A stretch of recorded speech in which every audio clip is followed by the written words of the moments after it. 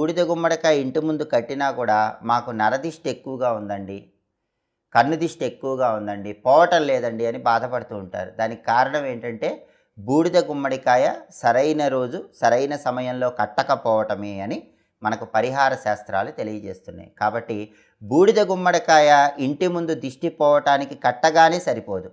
అది ఏ సమయంలో ఏ రోజు కడతామనేటటువంటి ముఖ్యమైన విషయాన్ని తెలుసుకొని బూడిద గుమ్మడికాయ కడితే దానివల్ల మీ ఇంటికి మీ ఇంట్లో ఉన్న సభ్యులకి ఎలాంటి దృష్టి దోషము తగలదు. బూడిద గుమ్మడికాయ అనేది శివశక్తుల సంయుక్త స్వరూపంగా పరిహార శాస్త్రంలో చెప్పారు. అంటే పాజిటివ్ వైబ్రేషను, నెగిటివ్ వైబ్రేషను రెండింటినీ కూడా బూడిద గుమ్మడికాయ తీసుకుంటుంది. బూడిద గుమ్మడికాయ శుభ కార్యక్రమాల్లో వాడతారు, అశుభ కార్యక్రమాల్లో కూడా వాడతారు. బూడిద గుమ్మడికాయ విషయంలో కొన్ని నియమాలు తప్పకుండా పాటించాలి. ఎప్పుడూ కూడా బూడిద గుమ్మడికాయని శుభ్రంగా కడగకూడదు. ఎప్పుడైతే బూడిద గుమ్మడికాయ